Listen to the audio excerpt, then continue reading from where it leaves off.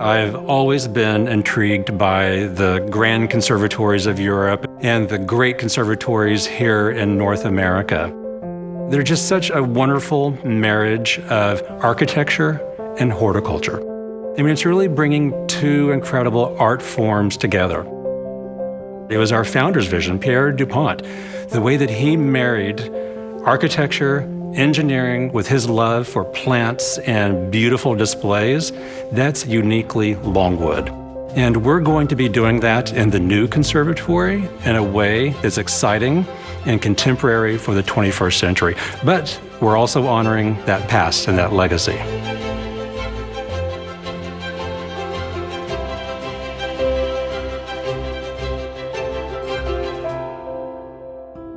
It's the size of a football field, so how do you bring some intimacy to that? Could we take what you could just say a simple box and then take the idea that the constellation of that ridge had been folded like a crystalline kind of fan and then draped over the garden and rested down? So there was a kind of an instant topography to the roof that recalled the Brandywine and made this greenhouse, we hope, the experience of being under this fabulous glass cloud, very much rooted in its place.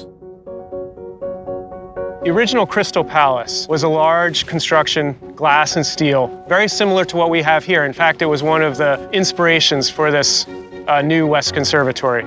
Those very simple structures actually have a lot of complexity behind them.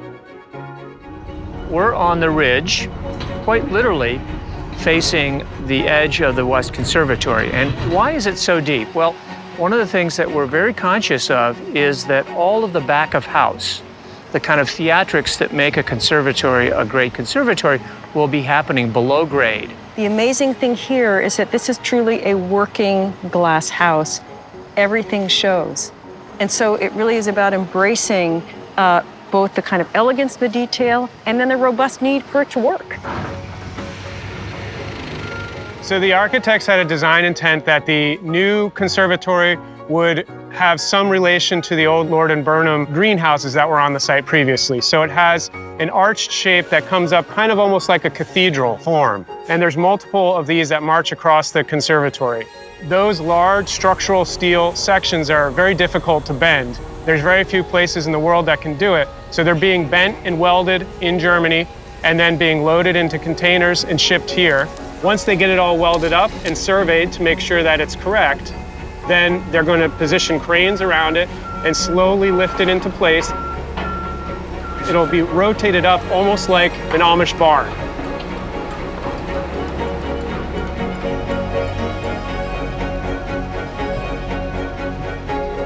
And they'll march their way down the structure until they have all the pieces in place.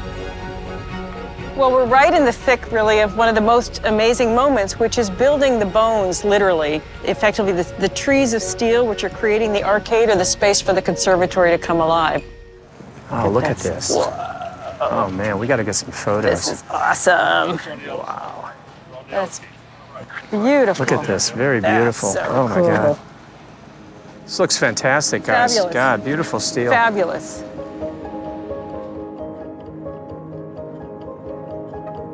The skin here is primarily glass, and that glass has the fundamental job of letting in as much light as possible. It is low iron glass.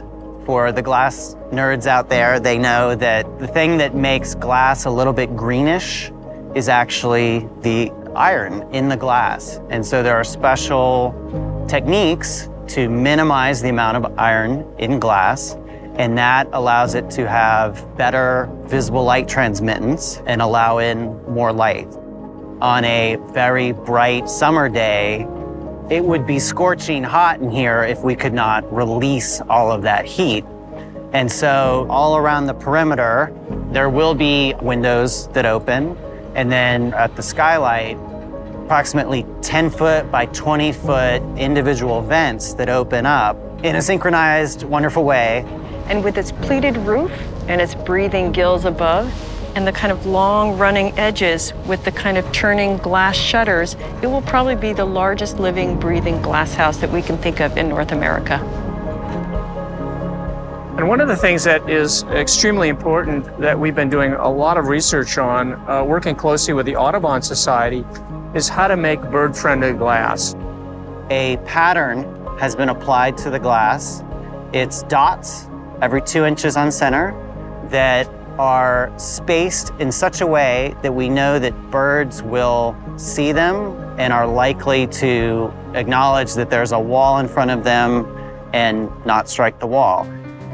What's so remarkable about being here and seeing all of this, hearing all this construction noise, is knowing that when there was a hole in the ground, there was no turning back. But now it's only looking forward, and we're thrilled and excited. I mean, it really is our most magic moment when it's not yet complete, but the form is legible, and the steel here says that. To look up at the sky, it's indescribable. Longwood has been a place of inspiration. I mean, who builds a Crystal Palace today?